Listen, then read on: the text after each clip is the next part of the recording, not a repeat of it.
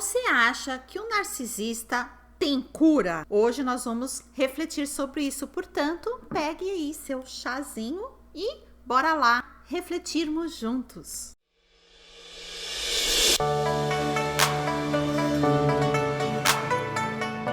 Olá, galera, tudo bem com vocês? Tudo certinho? Meu nome é Simone Guedes e você está aqui no canal Minhas Reflexões. Sejam muito bem-vindos e bem-vindas. E hoje, galera, eu estou aqui com o meu chazinho para falar para você que sim, eu sou coach, terapeuta, formada em terapia cognitiva comportamental em sabedoria emocional e também cursando a faculdade de counseling. Muitas pessoas me perguntam, Lê, né?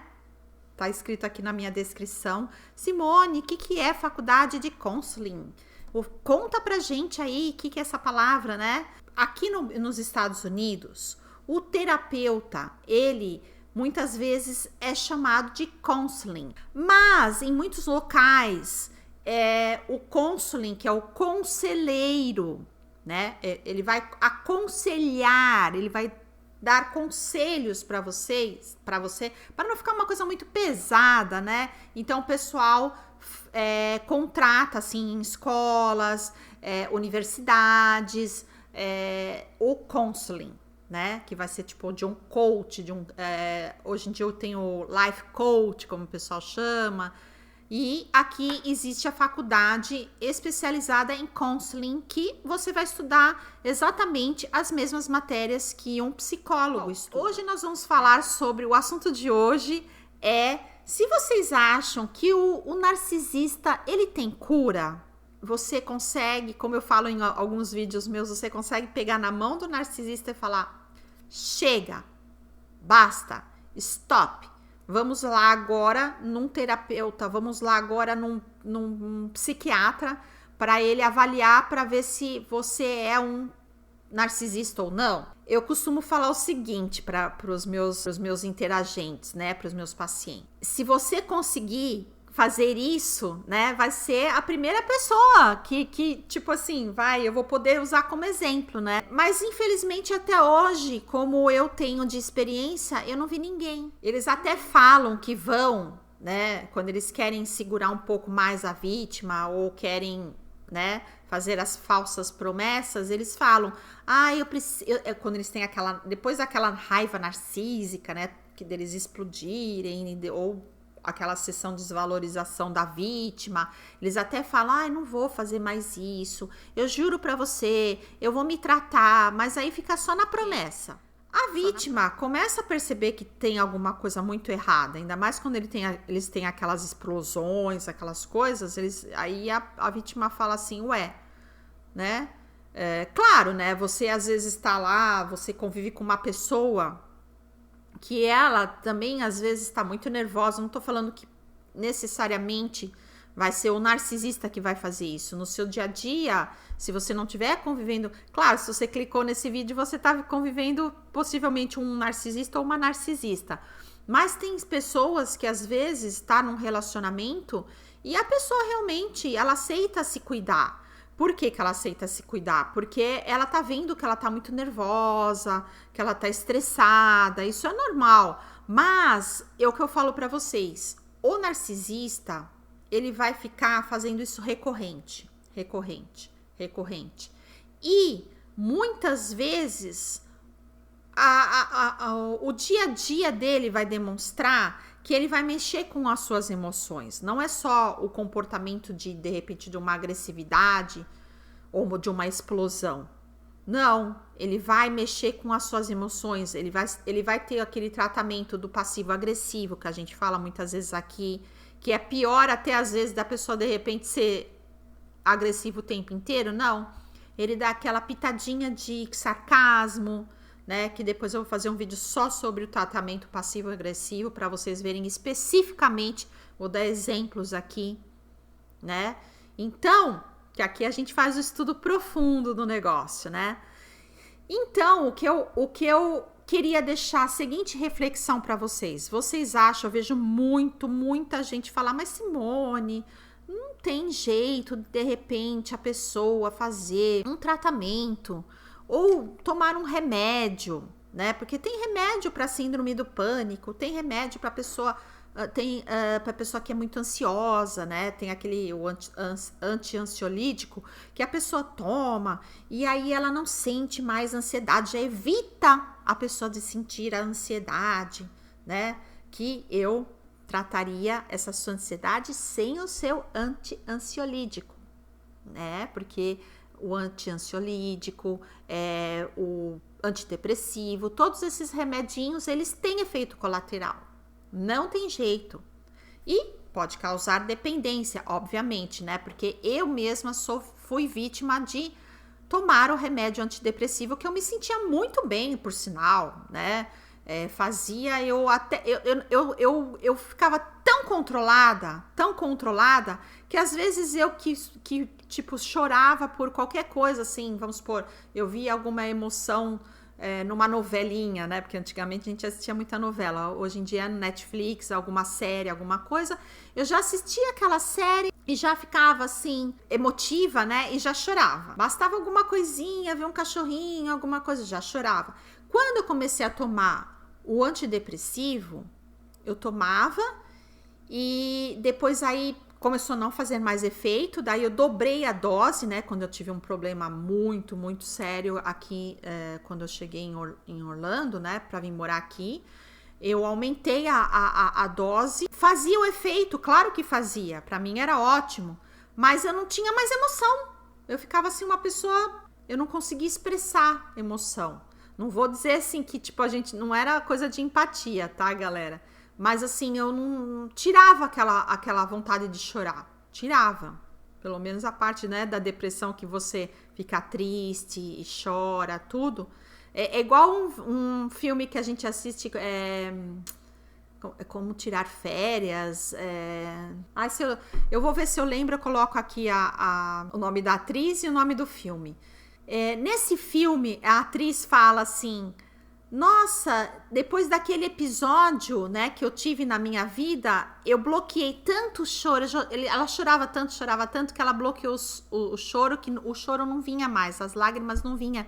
Ela não conseguia mais, ela não se permitia mais sentir esse tipo de emoção, porque ela ficou tantas vezes triste, que ela falou: não, por que eu tô tão triste assim? Eu não preciso ficar tão triste assim na minha vida. O transtorno de personalidade narcisista, eu quero deixar bem claro, né? Vou colocar aqui as características aqui do lado.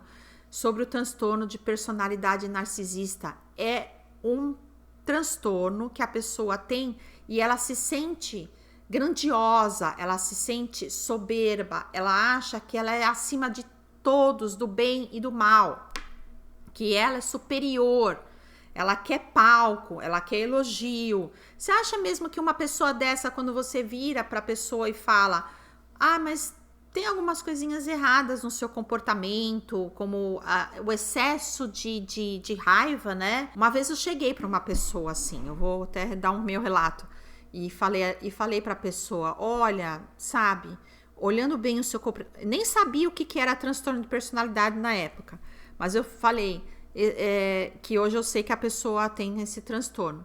Pelo seu comportamento, eu tenho que te dizer que esse tipo de coisa, esse tipo de raiva que você sente, você tem que canalizar isso para alguma outra coisa, né? Porque não é normal, você precisa saber controlar, né? Porque quando eu vi a pessoa explodindo por uma coisa tão, né, banal assim, e a pessoa me respondeu: não, realmente, realmente eu sei que eu preciso me tratar. A pessoa me falou isso na época, mas só que depois, imagina que a pessoa foi fazer isso, né? Ela nunca foi se tratar. Então, cada pessoa, uma é diferente da outra. Então, eu não posso afirmar assim: ai, narcisista, eles não têm cura. Isso eu não posso, nunca vou vir falar isso pra vocês. Eu digo assim, que na maioria, e já de estudos e de pessoas que eu já convivi, de vários, assim, até na faculdade que eu estou fazendo, nesse curso último que eu fiz, que eu já terminei, e esse que eu estou iniciando agora, a gente faz estudos profundos sobre todos os tipos de transtorno, né? Onde eu tô me especializando é no transtorno de personalidade antissocial, que são os psicopatas, e transtorno de personalidade narcisista, que é um narcisista propriamente dito. Eu não tenho nenhum relato de uma pessoa que falou: eu vou me tratar, eu tenho transtorno, eu sei que eu não quero mais causar essa dor nas pessoas, eu não quero mais. Então, o que eu faço para poder ter uma vida saudável e causar nas outras pessoas um bem-estar? Porque quando você convive com uma pessoa com esse transtorno, as pessoas que estão ao redor dessa pessoa, elas não têm o bem-estar. Elas se sentem mal, elas se sentem como se elas estivessem esgotadas emocionalmente, elas se sentem que alguém sugou, né, os vampiros emocionais, que até depois eu vou fazer um vídeo só sobre os vampiros emocionais. Você sente que a pessoa te sugou, assim, até vou colocar uma fotinha aqui que eu vi já na internet, ela tá sugando você. Aí você, quando tem um contato com essa pessoa, você, em primeiro lugar, você o tempo inteiro acha que tá pisando em ovos, porque isso pode deixar a pessoa chateada, aquilo pode, de repente, a pessoa pensar em vir com alguma vingança pra cima de você, ou você não se sente à vontade com essa pessoa, porque você nunca sabe a atitude que ela vai ter com você, se ela vai vir com gritos, se ela vai vir, né, aquela montanha russa que eu tenho um vídeo que eu falo sobre isso, você não sabe se a pessoa vai vir e naquele dia ela resolveu criar uma confusão, né? Ela acordou um belo dia e falou assim: eu vou inventar alguma coisa hoje, deixa eu ver quem eu posso pôr contra outra pessoa, quem eu posso colocar como macaco voador para levar a fofoca, para levar a informação, para difamar a pessoa, porque quando você difamou a pessoa através do macaco voador, chega em você. Aí você, quando chega aquela fofoca, por mais que você não tenha feito nada, que você seja uma pessoa que não tenha culpa nenhuma sobre aquela fofoca, a confusão já tá feita. Aí você já tá com raiva da pessoa que fez aquela fofoca, você já tá com raiva da pessoa que você sabe que é o narcisista lá que mandou a difamação. E aí já tá feito um negócio. Entendeu? Então, o convívio com o narcisista é isso. Eu vou ler um negócio aqui para falar das raízes do transtorno da personalidade narcisista. O que significa a gente voltar lá na raiz do problema? Então, quando você fala que as raízes do transtorno da personalidade narcisista podem ser complexas e variadas, alguns estudos sugerem que fatores genéticos, ou seja, existem estudos que têm a possibilidade da pessoa já nascer com os traços narcisistas ou até propriamente o transtorno. Alguns estudos sugerem que fatores genéticos e ambientais desempenham um papel importante no desenvolvimento desse transtorno. Por exemplo, né, crianças que foram excessivamente mimadas ou que não receberam o amor e atenção adequados durante a infância podem desenvolver traços narcisistas como mecanismo de defesa. A importância do autoconhecimento. Quando a pessoa efetivamente, né, não vai ter o transtorno ou que ela achar que de repente ela possui algum tipo de semelhança, né, com o transtorno de personalidade narcisista, porque todos nós desconfiamos, é o que eu falo para vocês. Quando você vai pesquisar sobre o transtorno de personalidade narcisista, você passa por um processo. É normal você se questionar se você realmente tem ou não o transtorno. Isso é completamente normal, galera. Quando você já se questiona e fala assim, ai meu Deus, você já fica preocupado e fala, será que eu não tenho esse transtorno também? Já é um bom sinal que você não tem o transtorno, porque a pessoa que tem o transtorno de personalidade narcisista, ela jamais vai se fazer essa pergunta. Porque ela é aquilo que eu falo, ela é soberba, ela acha que ela é acima do bem e do mal, que ela não tem problema nenhum, que os outros devem servir ela tem aquela arrogância, né? E ela não vai querer realmente achar que ela tem esse transtorno. Ela não vai se fazer essa pergunta. Então, por exemplo, como eu falei, né, a natureza do narcisista. Para entender por que os narcisistas não têm cura, é essencial analisar a natureza do narcisismo. Os narcisistas tendem a ter uma visão de si mesmo altamente, igual eu falei, né, idealizada e uma dificuldade de acertar suas falhas e imperfeições. Eles não costumam buscar tratamento, pois acreditam que não há nada de errado com eles. A falta de consciência e responsabilidade pelos seus comportamentos é um dos principais obstáculos para a sua cura. Peraí, tem alguém que quer que a mamãe põe você ali? Por que então que o narcisista, olha eu olhando para cá, por que o narcisista é resistente à mudança? Outro fator que dificulta a cura dos narcisistas é a resistência à mudança. Eles são resistentes à mudança, não tem jeito. Eles tendem a acreditar que são superiores, né? Como eu sempre falo, e que não precisam de ajuda. A terapia, que é uma das principais abordagens para tratar o transtorno de personalidade narcisista, requer que o indivíduo esteja disposto a reconhecer seus problemas e trabalhar para mudar. No entanto, os narcisistas geralmente resistem a essa ideia, o que torna a recuperação mais desafiadora.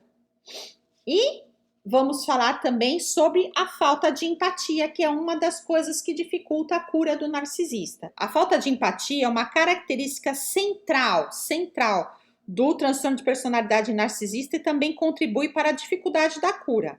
Os narcisistas têm muita dificuldade em se colocar no lugar do outro, ou seja, ele não se coloca no lugar do outro, e compreender as necessidades e emoções alheias. Essa falta de empatia torna mais difícil para eles reconhecerem o impacto negativo de suas ações sobre os outros e buscar mudanças significativas em seu comportamento. E também vamos falar por um dos fatores também que o narcisista não tem cura, na minha opinião, é a importância da motivação pessoal. Todos nós, para podermos ter, né, uma mudança, para a gente fazer uma mudança, a gente precisa de uma motivação. Então, por exemplo, eu quero ficar magrinha, né? Beleza, quero tomar uma aguinha agora. Eu quero ter um shape, eu quero ter um corpo bem magrinho, eu quero ficar forte, eu quero ficar healthy. O que eu vou fazer? Eu tenho uma motivação para isso, certo? Certo. Só que a motivação do narcisista para melhorar, ele não sente essa motivação. Por fim, é importante destacar que a cura de qualquer transtorno mental requer uma motivação pessoal e genuína para essa mudança. No caso dos narcisistas, essa motivação pode ser extremamente difícil de ser alcançada, pois eles tendem a valorizar mais a preservação da sua imagem grandiosa do que uma autotransformação e um crescimento pessoal, certo? Galera, conclusão. Embora você achar que de repente o narcisista, você fica desanimado, desanimada por conviver com um narcisista e achar que eles não têm cura. Não tem cura. Cada indivíduo, cada pessoa é uma pessoa diferente, certo? Você percebeu que o narcisista, que ele tem transtorno, que tem características e tudo mais, e você quer investir na cura dessa pessoa. Só que você já tentou uma, tentou duas, tentou três, tentei quatro, tentei cinco, seis, sete. Aí você chega e fala, não aguento mais, que nem o relato do vídeo passado que eu fiz, né? Que eu li, aliás, o relato da Sandrinha. A pessoa viveu 10 anos.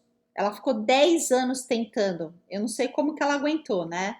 Enfim, eu sei, quer dizer, na verdade, porque teve várias doenças psicossomáticas que a pessoa adquire. Tem vários fatores que a pessoa corre talvez um risco, porque é o que eu falo para vocês, o narcisista oculto, ele é perigoso, o narcisista perverso, ele é perigoso, o narcisista perverso que praticamente é um psicopata, que tá bem perto um do outro, né?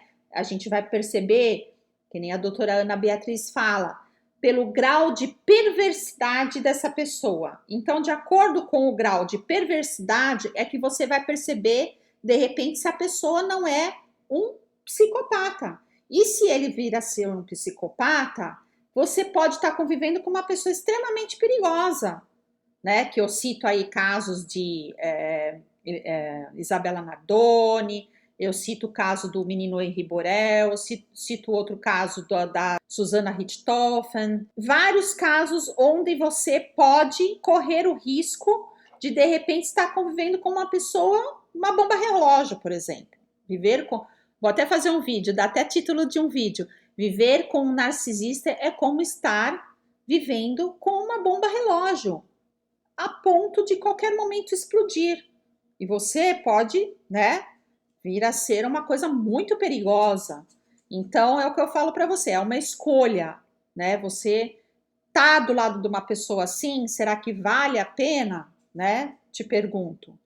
Vale a pena se você sabendo todas as coisas, sabe que os sentimentos deles não são sentimentos genuínos, que a pessoa tem por você um sentimento de posse, de propriedade, que ela não vai estar se importando com a verdadeira felicidade sua, porque se ela tivesse realmente pensando em ver você feliz, como que é que ela faz tanta desvalorização? Começa a parar para pensar, faz uma lista de todas as coisas que essa pessoa faz com você. Ela te desvaloriza, ela te desmerece, ela tira sarro de você na frente dos outros, ela desdém de você na frente dos outros.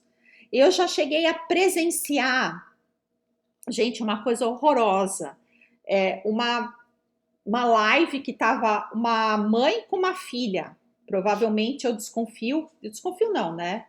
A gente, quando é profissional da saúde, né, mental, a gente já consegue observar a pessoa, né? Às vezes eu assisto, não porque aquela pessoa, às vezes meu marido fala, nossa, como que você consegue assistir uma coisa dessa? Mas é que eu assisto para observar, né? Porque a gente trabalha com comportamento humano, então você faz as suas análises do comportamento humano. É igual quando eu assisto o Big Brother, por exemplo, algum reality show.